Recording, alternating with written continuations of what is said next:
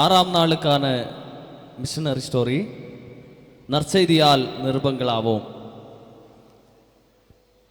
இன்னைக்கு மிஷனரி ஸ்டோரியோட தலைப்பு சிஎஸ்ஐ காது கேளாதோர் உயர்நிலை பள்ளி மற்றும் இல்லம்.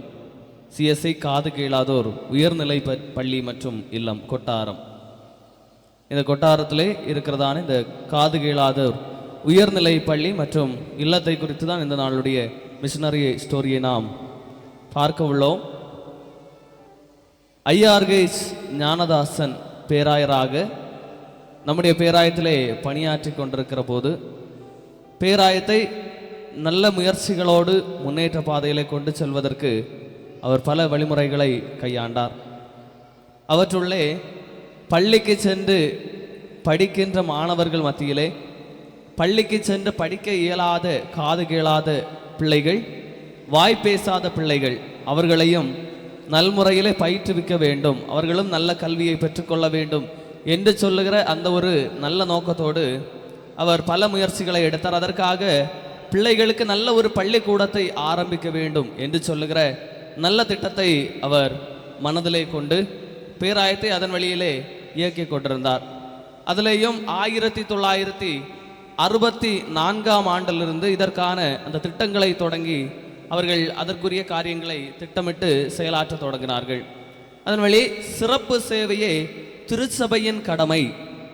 என்ன சொன்னாரு? சிறப்பு சேவையே திருச்சபையின் கடமை, பிறர் ஆற்றா நற்செயல்களை நாம் ஆற்றுவதே தகுதி.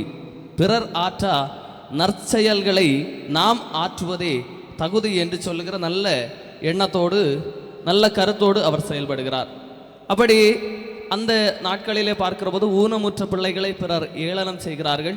ஒன்றுக்கும் இயலாதவர்கள், எதற்கும் தகுதியற்றவர்கள் என்று சொல்லி அவர்கள் ஒதுக்கப்பட்டார்கள். ஆனால் அப்படிப்பட்ட அந்த பிள்ளைகளை ஐஆர்கேஸ் ஞானதாசன் பேராயர் அவர்கள் என்ன சொல்லுகிறார் என்று சொன்னால், அவர்களும் தாளந்து உள்ளவர்கள் தான்.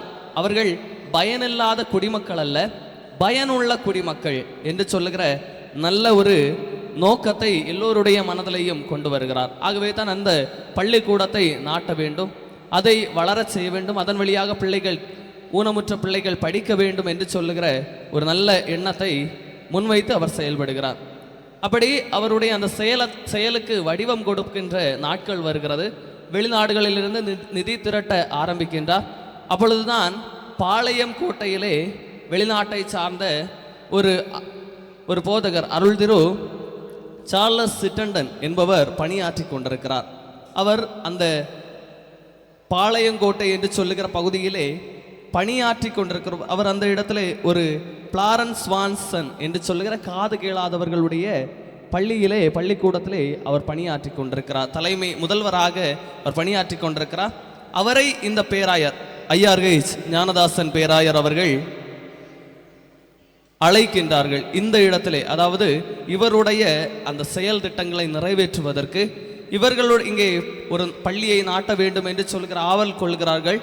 அதிலே முதல்வராக பணியாற்றுவதற்கு அந்த அருள் திரு சார்லஸ் சிட்டண்டன் என்பவரை பாளையங்கோட்டையிலிருந்து இங்கே அழைக்கின்றார். அந்த அழைப்பை ஏற்று இந்த அருள் திரு சார்லஸ் சிட்டண்டன் என்பவர் நம்முடைய கன்னியாகுமரி மாவட்டத்திற்கு வருகிறார்.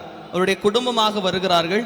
1966ஆம் ஆண்டு ஜூன் மாதம் 29ஆம் தேதி இங்கே, அதாவது கொட்டாரம் திருச்சபை கொடுத்ததான 3 ஏக்கர் நிலத்திலே இந்த காது கேளாதவர்களுக்காக அந்த பள்ளிக்கூடத்தை நிறுவுகிறார்கள். இதில் இந்த அருள் திரு சார்லஸ் சிட்டண்டன் என்பவர் முதல்வராகவும் அவருடைய துணைவியார் தலைமை ஆசிரியராகவும் செயலாற்றி கொண்டிருக்கிறார்கள். இப்படி இவர்கள் பல நிலைகளிலே விடுதிக்காக பலரிடத்திலிருந்து உதவித்தொகைகளை வாங்குகிறார்கள். அதன்படி விடுதி கட்டுவதற்காக, மாணவர்களுடைய விடுதி இன்னுமாய் வகுப்பறைகள் கட்டுவதற்கு நன்கொடையாக 11,878 ரூபாய் காமன்வெல்த் சொசைட்டி பார்டப் என்று சொல்லுகிற அந்த நிறுவனமானது வழங்குகிறது. தொடர்ந்து அந்த பணத்தை வைத்துக்கொண்டு, அந்த உதவித்தொகையை வைத்துக்கொண்டு அந்த பள்ளிக்கூடமானது கொட்டாரம் அந்த ஆலய வளாகத்திலே கட்டப்பட்டது. அதிலே 10 மாணவர்கள் துவக்கத்திலே மாணவர்களாக இருந்தார்கள். அதே ஆண்டு அதிலே அதிக மாணவர்கள் சேர்க்கப்பட்டு 24 மாணவர்களாக அந்த பள்ளிக்கூடத்தினுடைய எண்ணிக்கையானது உயர்கிறது. இந்த பள்ளிக்கூடத்திலே கன்னியாகுமரி, கேரளா பகுதியான திருநெல்வேலி, இன்னுமாய் கேரளா பகுதியான திருவனந்தபுரம், இன்னுமாய் திருநெல்வேலி ஆகிய பகுதிகளில் உள்ள பிள்ளைகள், காது கேளாத பிள்ளைகள், இன்னுமாய் பேச முடியாத பிள்ளைகள் எல்லாம் இங்கே வந்து இணைந்து 24 மாணவர்களாக இணைந்து அந்த நிறுவனமானது, அதாவது அந்த காது கேளாதோர் உயர்நிலை பள்ளி கொட்டாரத்திலே அது நடைபெற்று கொண்டிருக்கிறது. அதன்படி இன்னும் அதிகமான அந்த உதவித்தொகைகள் தரப்படுகிறது. லண்டனிலே உள்ள காமன்வெல்த் எஜுகேஷன் வெல் என்று சொல்லுகிற அந்த நிறுவனமும், இன்னுமா பெயர் டஸ்ட் என்று சொல்லுகிற மேற்கு ஜெர்மனியிலே மிசோரி நிறுவனமும் இணைந்து பல நிலைகளிலே அந்த மக்களுக்கு, அந்த பிள்ளைகளுக்கு உதவி செய்கிறார்கள். அதன் வழியாக வருகிற அந்த பணத்தின் வழியாக பிள்ளைகளுடைய கல்விக்கு, இன்னுமாய் கல்வி சார்ந்த காரியங்களுக்கு அதிகமாக பெற்றுக்கொள்ளுகிறார்கள். 1969ஆம் ஆண்டு இந்த அருள் திரு சார்லஸ் சிட்டண்டன் என்பவர் தன்னுடைய பணிக்காலம் நிறைவு வருகிறார். தன்னுடைய தாயகத்துக்கு திரும்புகிறார். அவர் தொடர்ந்து என்ன செய்கிறார் என்று சொன்னால், அந்த பேராயர் ஜி கிறிஸ்துதாஸ் அவருடைய பணிக்காலத்திலே இந்த தாயக இந்தியாவுக்கு திரும்பவும் வருகிறார். நம்முடைய கன்னியாகுமரி மாவட்டத்திற்கு திரும்பவும் வருகிறார். 19/2/1989ஆம் ஆண்டு அப்பொழுது அவர் திரும்பவும் பார்வையிடுவதற்காக இங்கே வருகிற போது, முதலிலே IRH ஞானதாசன் பேராயர் அவர்கள் பேராயராக இருக்கிறார்கள். இப்பொழுது வருகிற போது ஜி கிறிஸ்துதாஸ் பேராயர் அவர்கள் இங்கே பேராயராக இருக்கிறார். இந்த பேராயர், அதாவது பேராயர் ஜி கிறிஸ்துதாஸ் அவருடைய எண்ணத்திலேயும் இப்படிப்பட்ட பிள்ளைகளுக்கு சிறு வயது முதலே அவர்கள் கல்வி கற்றுக்கொள்ள வேண்டும், ஆரம்ப நிலையிலிருந்தே அவர்கள் ப்ரீ ஸ்கூல் ஒன்றை கட்ட வேண்டும் அவர்களுக்காக என்று சொல்லி ஆவல் கொண்டு அதற்கான காரியங்களை அங்கே நடைமுறைப்படுத்த விரும்புகின்றார். அதன்படி 1992ஆம் ஆண்டு இவர் கட்டுகிற இந்த இந்த ப்ரீ ஸ்கூலுக்கு அரசு அங்கீகாரம் வழங்குகிறது. 1996ஆம் ஆண்டு காது கேளாதோருக்கான மேம்பாட்டு மையம் ஒன்றும் இந்த கொட்டாரம் என்று சொல்லுகிற அந்த பகுதியிலே அங்கே அது நாட்டப்படுகிறது. அது வளர்ச்சியின் பாதையிலே அதிகமாக வளர்ந்து வருகிறதை அந்த வரலாறினுடைய நிலைப்பாடுகளில் நாம் கண்டுகொள்ள முடிகிறது. இங்கே பயிலுகின்ற எல்லா மாணவர்களுக்கும் சிறப்பு பயிற்சிகள் தரப்படுகிறது. பெண்களுக்கு அதிகமாக பொம்மை செய்கின்ற, நார்மூலம் பொம்மை செய்கின்ற நிலைப்பாடுகள், சிப்பி பவளம் முதலான காரியங்கள் வழியாக கைவினை பொருட்கள் செய்கின்ற அந்த நிலைப்பாடுகள், இன்னுமாய் இப்படிப்பட்ட பலவிதமான பயிற்சிகள் பெண்களுக்கு தரப்படுகிறது. அதே போலதான் ஆண்களுக்கும் ஹைதராபாத்தில் இருக்கிற பயிற்சி மையத்திலே நல்ல பயிற்சிகள் தரப்படுகிறது. இதிலே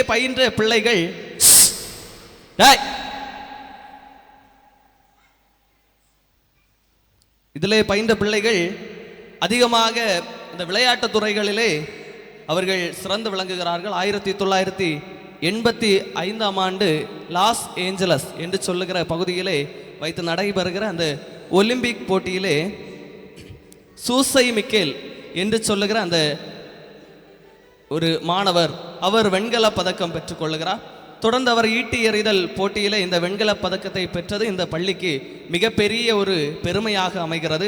அதை தொடர்ந்து VK அனிதா குமாரி என்று சொல்லுகிற ஒரு காது கேளாத பெண்மணி ஜாம்ஷப்பூர்லே நடைபெறுகிற தேசிய அளவிலான விளையாட்டு போட்டியிலே 5 தங்க பதக்கத்தை பெற்றிருக்கிறார்கள். அன்புக்குரியவர்களே, நம்முடைய மாநிலத்தில், நம்முடைய மாவட்டத்திலேயும் இப்படிப்பட்டதான இந்த முன்னேற்ற வளர்ச்சிகள் தருவதற்கு, அதாவது பேச முடியாத பிள்ளைகள், காது கேளாத பிள்ளைகள் நல்ல பயிற்சிகளை பெற்றுக்கொள்வதற்கு நம்முடைய பேராயத்தின் கீழாக இயங்கிய இந்த பள்ளிக்கூடங்கள் காரணமாய் அமைந்திருக்கிறது. சாதி சமய பேதமின்றி பல பிள்ளைகள் இங்கே இணைந்து படித்திருக்கிறார்கள். உணவு உறைவிடமெல்லாம் இலவசமாக தரப்படுகிறது. இப்பொழுதும் அந்த கொட்டாரம் பகுதியிலே மார்க்கு 7ஆம் அதிகாரம் 37ஆம் வசனம் மற்றும் மத்தேயு 25ஆம் அதிகாரம் 40ஆம் வசனத்தை மையமாக கொண்டு அந்த பள்ளிக்கூடமானது இப்பொழுதும் செயல்பட்டு வருகிறது. எல்லோரும் சமமானவர்கள் என்று சொல்லுகிற நல்ல அந்தஸ்தை பெற்று தருகிற அந்த ஒரு நற்செய்தியை பரப்புகிற இடமாக இந்த பள்ளிக்கூடம் இன்றும் நம்முடைய மாவட்டத்தில் இருந்து கொண்டிருக்கிறது. நம்முடைய பேராயத்தின் கீழ் அது செயல்பட்டு கொண்டிருக்கிறது என்பது நம்ம எல்லோருக்கும் பெருமைக்குரிய காரியம். ஆகவே நற்செய்தியை பரப்பி கொண்டிருக்கிற இத்தகைய காரியங்களின் வழியாக நாமும் நல்வாழ்வை பெற்றுக்கொள்ளுகிறோம், பிற மக்களும் நல்வாழ்வை பெற்றுக்கொள்ளுகிறார்கள். நம்முடைய நற்செய்திகள் பிற மக்களுக்கு வாழ்வு தருவதாக அமைய வேண்டும். அதற்கு இது ஒரு சிறந்த நல்ல வரலாறாக இருக்கிறது. இதை நம் மனதளவிலே பதித்துக்கொள்ள அன்போடு கேட்டுக்கொள்கிறேன்.